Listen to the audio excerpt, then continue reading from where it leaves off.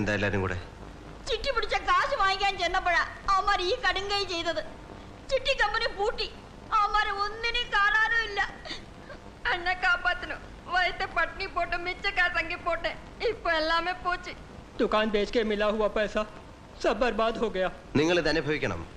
ഇതുപോലെ മുളച്ചു വന്ന എത്ര ബ്ലേഡ് കമ്പനികൾ ആളുകൾ ചതിച്ചിട്ടുണ്ട്. പിന്നെ അഡ്രസ്സ് പോലും ഇല്ലാതെ മുങ്ങിയിട്ടുണ്ട്. ദിവസം കേൾക്കുന്നല്ലേ ഇങ്ങനത്തെ കഥകൾ. പിന്നെ എന്തിനാ അവന്മാരെ വിശ്വസിച്ച് കാശ് കൊണ്ട് കൊടുത്തു? ഈ തള്ളയോടെ ഞാൻ അന്നേ പറഞ്ഞതാ ചേരണ്ടെന്ന്. ഇപ്പൊ കിട്ടിയല്ലോ പലിശ അടക്കം. മഹാഭാവി ചവത്തി കുത്താതടാ. നിന്റെ തള്ളയുടെ കാര്യം അവിടെ നിൽക്കട്ടെ, മറ്റുള്ളവരുടെ കാര്യം ഇതിലും കഷ്ടമാണ്.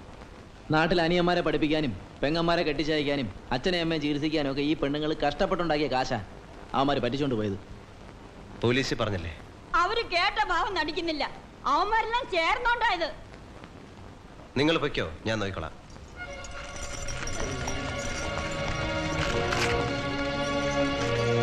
ചോട്ടാ അണ്ണാ, ആരേ കമ്പനിയുടെ ആളുകൾ? ഒന്ന് ഇവിടെ വന്ന സഹദേവനാ, അങ്ങേരെ എനിക്ക് പരിചയമുള്ളൂ. കമ്പനി ഓണർ അജയ് ബാക്കിയാണ്, അമറിന്റെ സഹോദരൻ. അതാണ് ആരൊന്നും മിണ്ടാത്തത്. എവിടെ അവരുടെ ഹെഡ് ഓഫീസ്? ചെമ്പൂര്. ആരവിടുത്തെ എസ് ഐ? ഒരു ഭഗവത്. നിങ്ങൾ റിട്ടേൺ കംപ്ലൈന്റ് എഴുതി അവൻ്റെ കൊടുക്കുക. ഞാൻ തന്നാണെന്ന് പറഞ്ഞു. ശരി மணி வா. அரெஸ்ட் பண்றது போலீஸோட வேலை. அதை சொல்றதுக்கு உன்ன மாதிரி ஒரு ரவுடி இங்க வர வேண்டிய அவசியம் இல்ல. ക്ഷമിക്കണം സാർ. கோடிக்கணக்கிന് രൂപ വെട്ടിച്ച ഒരാളെ. Yes, we know. நேத்து துபாய் ஃளைட்ல அவன் ஏறி போயிட்டதா ஏர்போர்ட்ல இருந்து எங்களுக்கு தகவல் கிடைச்சிருக்கு. இதுக்கு மேல என்ன செய்ய முடியும்? സാർ അയാളുടെ ബാങ്ക് ഡിപ്പോസിറ്റും പ്രോപ്പർട്ടീസ് ഒക്കെ പിടിച്ചെടുത്തൂടെ? நோ நோ, அதெல்லாம் செய்ய வேண்டியது எங்க வேலை இல்ல. கோர்ட் தான் டிசைட் பண்ணணும். അജയ് ബാക്കിയുടെ സഹോദരനാണ് അമർ. അയാളെ അറസ്റ്റ് ചെയ്താൽ അജയെ കുറിച്ചുള്ള വിവരം കിട്ടും. நான் இங்க உட்கார்ந்திருக்கிறது உன் சௌகரியத்துக்காக ஒவ்வொருத்தரையும் அரெஸ்ட் பண்றதுக்கு இல்ல. പാവങ്ങളുടെ പണമാണ് സാർ. நிறைய பணம் சம்பாதிக்கணுங்கிறதுக்காக தானே வட்டிக்கு விட்டான். பேராசப்பட்டா அப்படிதான். വക്കാലത്ത് വാങ്ങാൻ വന്നിട്ട് നിർത്തണോ? അവരെ കുറിച്ച് ഒരൊറ്റ അക്ഷരം മിണ്ടി പോകരുത്. ഇതുപോലെ 2-3 വേശ്യാ തെരുവുകൾ ഈ നഗരത്തിലുള്ളത് കൊണ്ടാണ് ഒരൊറ്റ റേപ്പ് കേസ് പോലും ഇവിടെ റിപ്പോർട്ട് ചെയ്യാത്തത്. അവരവരുടെ ദേഹം വിൽക്കുന്നതുകൊണ്ടാണ് ഇതുപോലൊരു വലിയ നഗരത്തിൽ രാത്രി 12 മണിക്ക് പോലും പെണ്ണുങ്ങൾ മര്യാദയ്ക്ക് റോഡിൽ ഇറങ്ങി നടക്കുന്നത്. അവർ വേശ്യകളായി ജീവിക്കുന്നതുകൊണ്ടാണ് തന്റെ അമ്മയും പെങ്ങളെയും ഭാര്യയും മക്കളെ ആരും കയറി പിടിക്കാത്തത്. ആരെ വയറിന് വേണ്ടി വല്ലവന്നെ കൂടെ അന്തി ഉറങ്ങി അവരുണ്ടാക്കുന്ന കാശിനെ താൻ ഇവിടുത്തെ കള്ളക്കടത്തുകാരന്റെ ഗുണ്ടകളുടെ കാല് നക്കി ഉണ്ടാക്കുന്ന കാശിനേക്കാൾ വിലയുണ്ടോ? நிறுத்துடா ராஸ்கல். இன்னும் அதிகமா பேசுற உள்ள தள்ளிடுவேன். ரொம்ப நல்லா இருக்கு. குத்தம் பண்ணிக்கிட்டே இருக்கிறவர் வெளியில இருக்கிறார், கம்ப்ளைண்ட் பண்ண வந்தவனே உள்ள தள்ளுறாங்கற. இது ரொம்ப நல்லா இருக்கு. நீங்க தான் சார் கரெக்ட் പോലീസ്. ഇപ്പോ ഞാൻ പോകുന്നു. ഇനി നമ്മൾ തമ്മിൽ കാണുമ്പോൾ പോലീസിനെ പിടികിട്ടാത്ത പുള്ളി എന്റെ കയ്യിലുണ്ടാവും.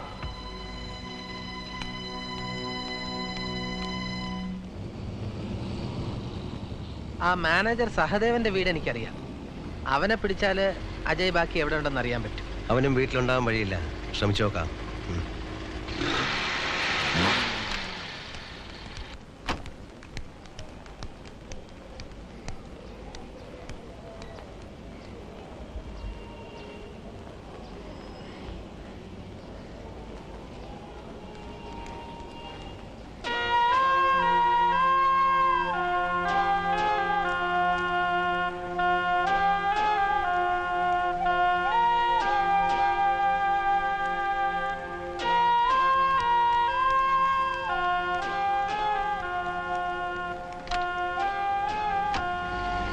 സഹദേവനില്ല, അവന്റെ ഭാര്യയാണത്.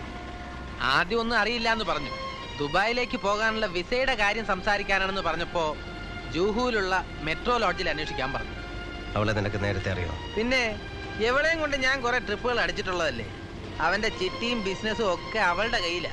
എന്ന് വെച്ചാൽ എവിടെ വലിയ ബഡാ പാർട്ടീസിന് വിട്ടുകൊടുത്തിട്ടല്ലേ അവൻ കാശ് പിരിക്കുന്നത്.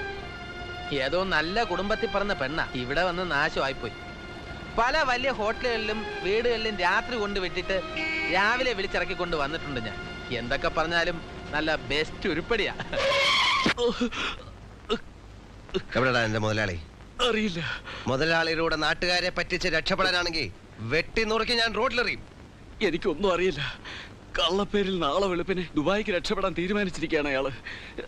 എനിക്കും കുടുംബത്തിനുള്ള ടിക്കറ്റ് ഇവിടെ എത്തിക്കാമെന്നാണ് പറഞ്ഞിരിക്കുന്നത്. ഇൻസ്പെക്ടർ ലോബയാണ് അയാളെ ഒളിപ്പിച്ചിരിക്കുന്നത്.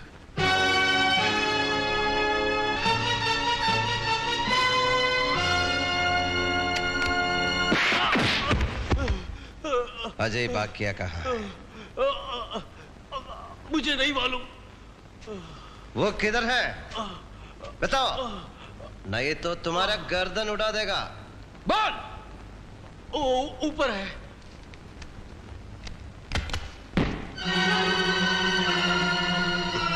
കണ്ടവന്റെ കാശിന് ദുബായി പോവാൻ തയ്യാറെടുക്കാണ് പൊന്നുമോൻ.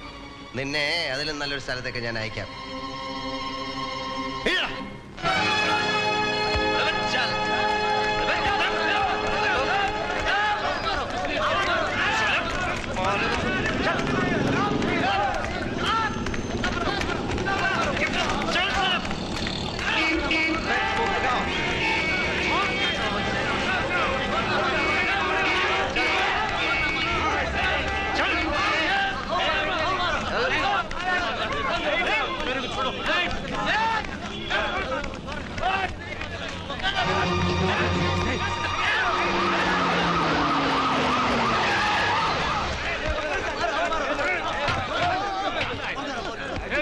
ഇതാ ദുബായി പോയെന്ന് പറഞ്ഞ ആള് ഇനിയെങ്കിലും അറസ്റ്റ് ചെയ്യാം. സട്ടത്തെ കയ്യിലെടുത്ത് നീ പോലീസുകാരുടെ ജോലി ചെയ്തില്ലെങ്കിൽ നാട്ടുകാർ പോലീസുകാരുടെ ജോലി ചെയ്യേണ്ടി വരും. പിന്നെ ഇവനെ നാട്ടുകാരുടെ മുമ്പിൽ കൊണ്ടുവന്ന് എന്തിനാണെന്നറിയോ? എല്ലാവരും ഒന്ന് കാണാനാ, തെളിവ് വേണമല്ലോ. പിടിച്ചോണ്ട് നിങ്ങളെ പോലുള്ള പോലീസുകാരെ ഏൽപ്പിച്ചാ നാളെ ഇവനൊക്കെ മാന്യനായി പാവപ്പെട്ടവന്റെ കാശ് കൊണ്ട് വാങ്ങിച്ച ടൊയോട്ടയിലും ബെൻസിലും നടക്കുന്നത് ഞങ്ങൾ കാണേണ്ടി വരും. ഇതാ അവന്റെ പിടിച്ചെടുത്ത പണം. ഇത് എത്ര ഉണ്ടെന്ന് ഞങ്ങൾക്കറിയാം. തിരിച്ചു കൊടുക്കുമ്പോഴും അത്രയും കാണണം.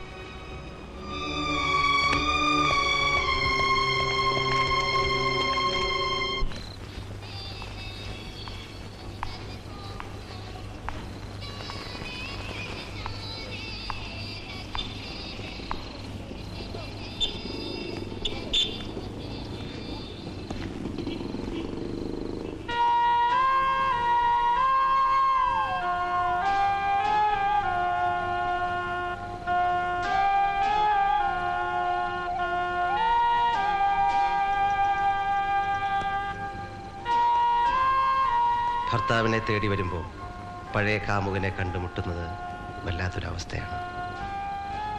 അതിലും കഷ്ടമാണ് ഭർത്താവിൻ്റെ ജീവന് വേണ്ടി കാമുകനോട് അപേക്ഷിക്കേണ്ടി വരുന്നത്, അല്ലേ? അതെ, പേരിന് വലിയ മാറ്റമൊന്നുമില്ല. പക്ഷെ സ്വഭാവം അല്പം മോശമായിട്ടുണ്ട്.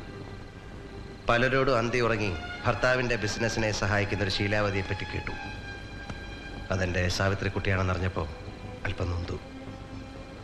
ഭർത്താവിനെ വെറുതെ വിടണമെങ്കിൽ ഭാര്യ എന്നോടൊപ്പം ഒരു രാത്രി ഉറങ്ങണമെന്ന് ഞാൻ പറഞ്ഞത് നിന്നെ മോഹിച്ചിട്ടല്ല, ഒന്ന് കാണണമെന്ന് കരുതി മാത്രമാണ്. ശവമാണ് ഞാനിപ്പോ. എത്ര കുത്തിയാലും നോവില്ല. ഇങ്ങനെയൊന്നും ആകാനല്ല ഞാൻ ആഗ്രഹിച്ചെന്നറിയാലോ. അറിയാം. നിനക്ക് വന്ന ഭാഗ്യത്തിൽ എനിക്ക് അസൂയയാണെന്ന് നീ വിളിച്ചു പറഞ്ഞു. അപ്പോഴും തറവാട്ടിൽ നിന്ന് എന്നെ ഇറക്കി വിട്ടപ്പോഴും നീ ഉൾപ്പെടെ എല്ലാവരും എന്റെ മുഖത്ത് നോക്കി ആട്ടിയപ്പോഴും പലരോടും വൈരാഗ്യം തോന്നിയിരുന്നെങ്കിലും നിന്നെ മാത്രം ഞാൻ വെറുത്തിരുന്നില്ല. പക്ഷേ ഈ നിലയിൽ നിന്നെ കാണുമ്പോൾ പുറത്തെ മാളികകളിൽ ചില്ലറ കാശിനു വേണ്ടി ഉടുതുണി അഴിക്കുന്ന ഒരു വേശ്യയുടെ അന്തസ് പോലും എൻ്റെ സാവിത്രിക്കുട്ടിക്കില്ലല്ലോ എന്ന് ആലോചിക്കുമ്പോൾ എനിക്ക് വിഷമം തോന്നും. എന്നോട് കാണിച്ച ക്രൂരതയ്ക്ക് പകരം ചോദിക്കണമെങ്കിൽ അതെത്ര ക്രൂരമായിട്ട് വേണമെങ്കിലും എനിക്കിപ്പോൾ ചെയ്യാം. ഈ കണ്ടുമുട്ടൽ തന്നെയല്ലേ എനിക്ക് കിട്ടാവുന്ന ഏറ്റവും വലിയ ശിക്ഷ. മണി, അവനെ പറഞ്ഞു വിട്ടേക്ക്.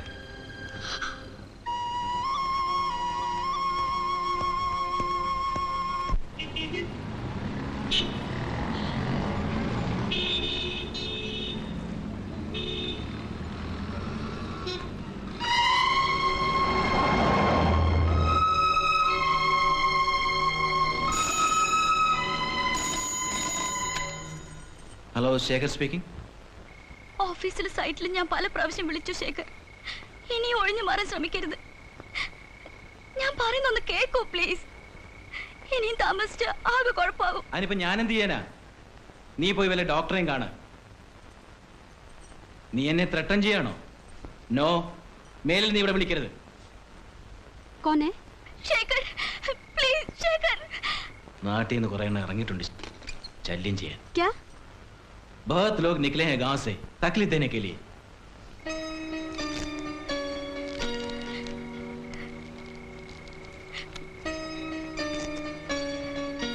രാധ ഈ നേരത്തെ എന്തിനാ? അതെ, ഞാൻ കേട്ടു. ശേഖർ എന്താ പറഞ്ഞ? എല്ലാം പറഞ്ഞ് മോഹിപ്പിച്ചിട്ട് ഇപ്പോ അയാൾ എന്നെ ചതിക്കായിരുന്നു വരിയേട്ടാ. വീട്ടിൽ അമ്മയോ ചേട്ടനോ ഇതറിഞ്ഞ കരയണ്ട. നാളെ ഞാൻ അവനെ വിളിപ്പിക്കാം. ഇതാരോടും പറയണ്ട. നാളെ നീ വീട്ടിലോട്ട് വന്നാൽ മതി, നമുക്കൊരു തീരുമാനം എടുക്കാം. വാ.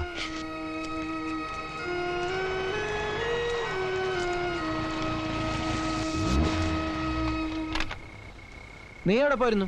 ചേട്ടാ, അത് ഞാൻ ജയന്തിയുടെ വീട്ടിലൊരു TV-ല് ക്വിസ് പ്രോഗ്രാം കാണാൻ. രാത്രിയിൽ ഇങ്ങനെ ഒറ്റയ്ക്ക് ഇറങ്ങി നടക്കരുതെന്ന് പറയായിരുന്നു.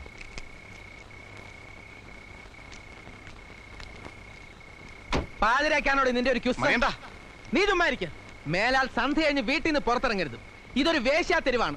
വെറുതെ ആൾക്കാരെ കൊണ്ട് അതൊന്നും പറയിക്കരുത്. തന്ത നേരത്തെ ചത്തോണ്ട് എനിക്ക് പഠിപ്പ് നിർത്തേണ്ടി വന്നു. ആ ഗതികേട് നിനക്കുണ്ടായിരുന്നെന്ന് എഴുതിയ ഇല്ലാത്ത കാശ് മുടക്കി നിന്നെ പഠിപ്പിക്കാൻ അയക്കുന്നത്. ചീത്ത പേരെങ്ങാനും കേൾപ്പിച്ചാൽ വെട്ടി നുറുക്കിക്കളയും ഞാൻ. മനസ്സിലായോ? പോ.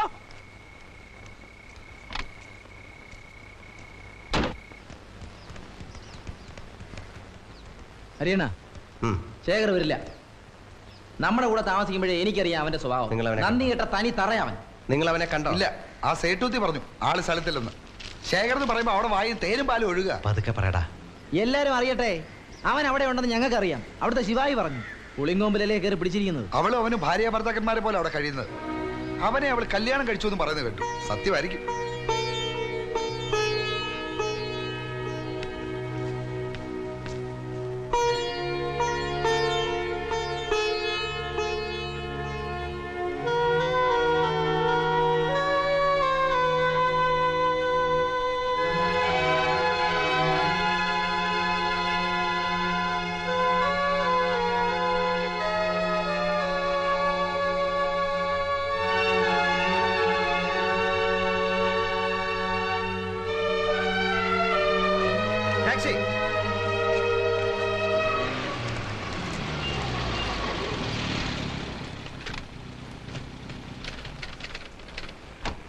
मुझे शेर से मिलना। आप कौन हैं?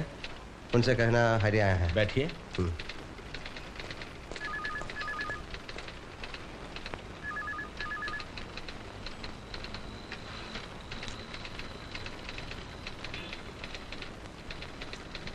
था मीटिंग में है, आप नहीं मिल सकते। हट जा।